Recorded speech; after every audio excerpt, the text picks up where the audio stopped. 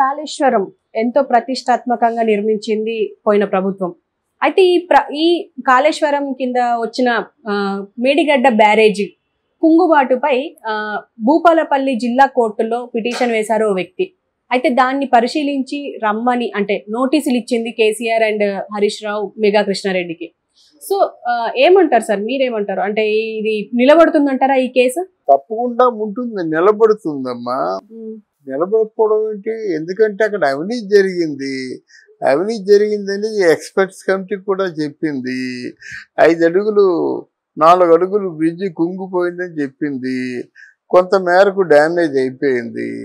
తర్వాత లెక్క డొక్క ఏమి లేవు.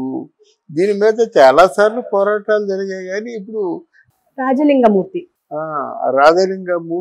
అనే వ్యక్తి పిటిషన్ వేశారు. దానిలో భూపాలపల్లి జిల్లా కోర్టులో అంటే హీరింగ్కి రమ్మని వాళ్ళకి ఉత్తరాలు అందాయి.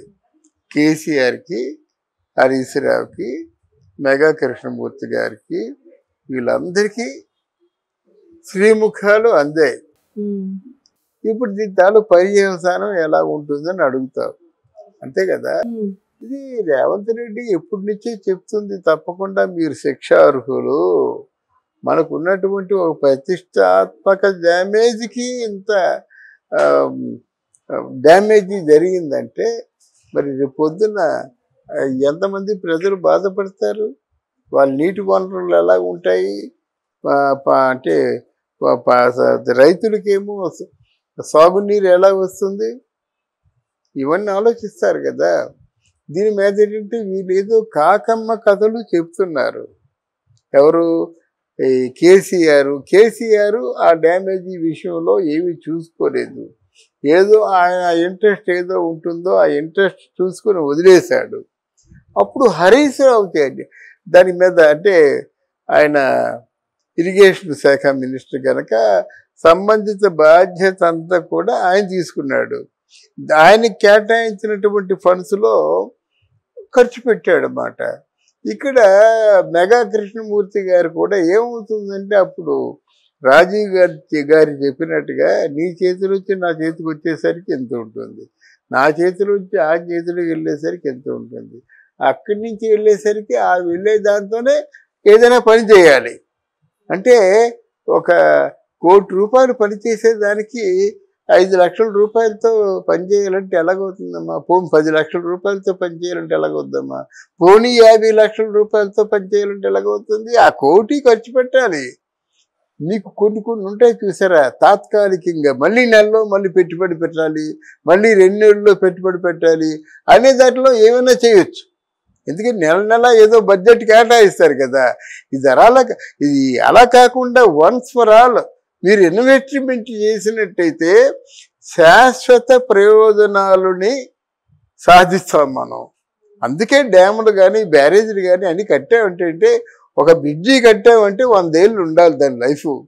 అంతేగాని సంవత్సరం కూడా బ్రిడ్జికి రిపేర్లు, సంవత్సరం కూడా బ్రిడ్జి కొట్టుకుపోద్దేమో విరిగిపోద్దేమో అనుకుంటే అదే నిర్మాణం.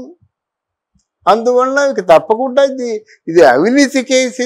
ఈ అవినీతికి ఏమిటో వారు సమాధానం చెప్పాలి. పోనీ మిగతా వాళ్ళలాగా లేదండి మాకంటే ముందు ఇంకో ప్రభుత్వం ఉంది, ఆ ప్రభుత్వం చేసిన అవినీతి అని చెప్పడానికి ఏమీ లేదు. తెలంగాణ వచ్చింది మీరే ఉన్నారు, మీ ముందు ప్రభుత్వం మీద తోసేయడానికి అవకాశం లేదు కదా.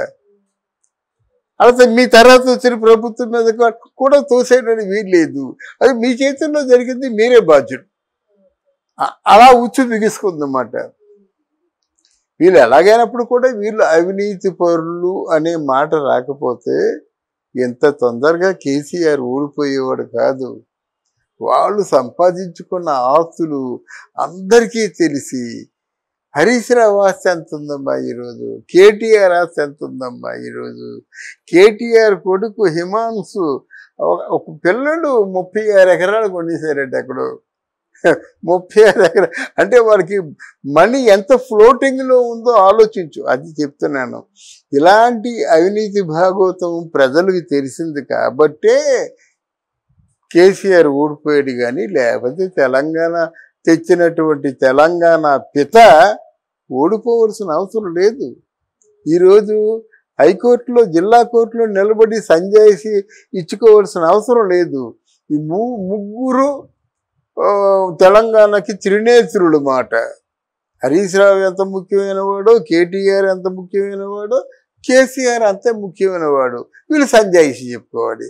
సంజాయిషి చెప్పుకునేది ఆ న్యాయబద్ధమైనటువంటి సంజాయిషి అయ్యి ఉండాలి. లేకపోతే వాళ్ళు వ్యతిరేకిస్తారు, లేకపోతే వాళ్ళకి జైలు శిక్ష తప్పదు.